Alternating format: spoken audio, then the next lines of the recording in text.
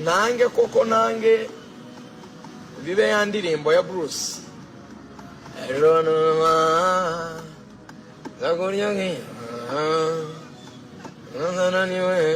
umuntu wabyawe n'ababyeyi babiri, umugabo n'umugore, umuntu avuye mu misozi miremire, umwana w'umukristo, umwana w'umutambyi, mfite inshuti z'abapasiteri, mfite inshuti z'abakristo, mfite umuryango.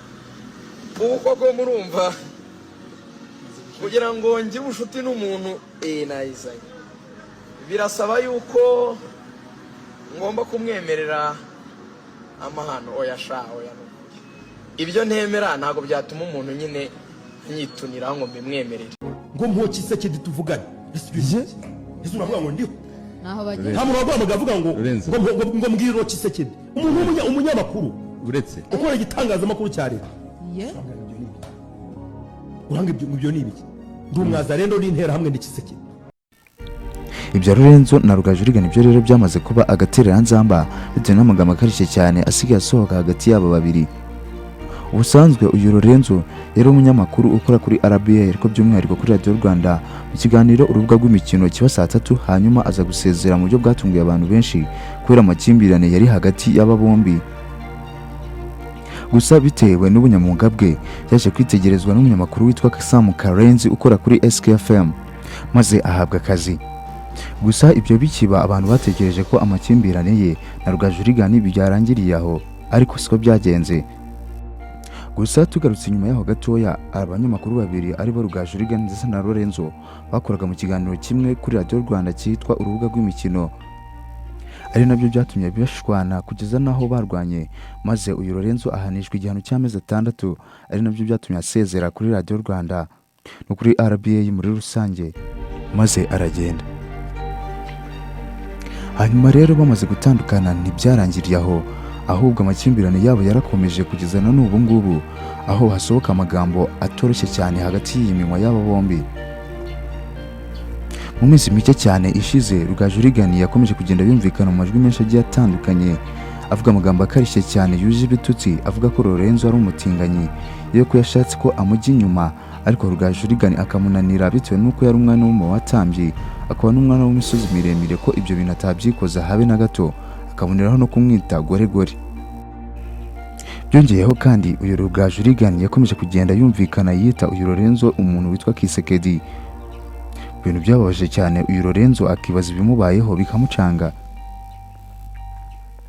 Mu minsi mike cyane ishize kuri page ya Twitter y'uwitwa Lorenzo Christian ubwo hagaragaye itangazo rishya risa n'irivuye mu buyobozi bwa Rayon Sport rivuga ko byamaganye amagambo Rugajurigana yavugiye kuri Radio Rwanda mu kiganiro urubuga rw'imikino, avuga ko umunyamakuru Serumogo kuba yaravuye muri Rayon Sport byari birimo amanyanga agiye atandukanye. Gusa mu kiganiro Serumogo we ubwe yagiranye y'itangazamakuru cyitwa B&B FM yatangaje ko kugira ngo agende byaciye mu mucyo yuko nta n'ikintu kibi cyabaye.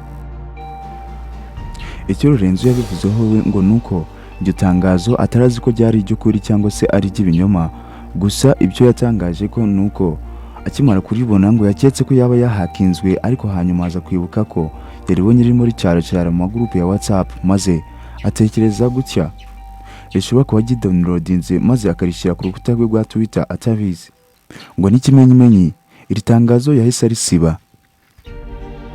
Abantu benshi batekerezaga ko uyu Lorenzo Christian ashobora kuba yarahawe akazi muri Rayon Sport, maze akaba yarahawe akazi mu buyobozi bwa Rayon Sport, bityo bigatuma agenda asohora amatangazo agiye atandukanye yo kuyaba yeberewe no gukora ku mbuga nkoranyambaga za Rayon Sport.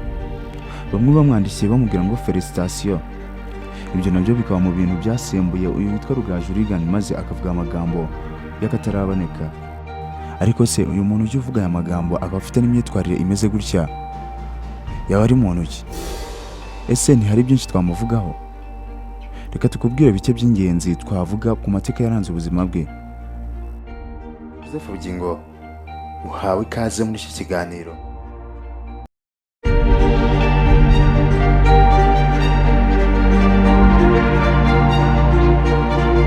Yitwa Ndayishimiye Rigani, akaba azwi nka Rugajurigana. Akavuga ko izina Rugaju rero ari izina ry'umuryango, ko nta mwana w'iwabo udafite iryo zina ryitwa Rugaju, cyane cyane ko na se umubyara arifite akaba yitwa Rugaju Manase. Yabyawe n'ababyeyi babiri ari bo Rugaju Manase ndetse na Sifa. Yavukiye mu muryango w'abana 7, abahungu 4 ndetse n'abakobwa 3. Avukira muri Kongo aho bita mu Minembwe. Bidatinze baje kwimukira ahazwi nko mu murenge mu Bibangu muri Kongo mu mwaka 1998. Iki gihe baje kwimukira mu Gatsata muri Kigali ku myaka 5 uyu Rugaju yari afite, maze abari hakurira. Uyu Rugaju rero hano mu Gatsata niho yakuriye, abariho yiga amashuri ye abanza, yiga kuri École Primaire de Gatsata, aza gutsinda ikizamini gisoza amashuri abanza, maze ajya muri boarding yitwa École de Gisenyi. Akimara kurangiza umwaka wa mbere w'amashuri yisumbuye aho ngaho i Gisenyi, yaje guhindura ikigo aja gukomereza amashuri ye i Kayonza, maze naho aza gutsinda ikizamini gisoza icyiciro rusange cy'amashuri yisumbuye tronc commun, maze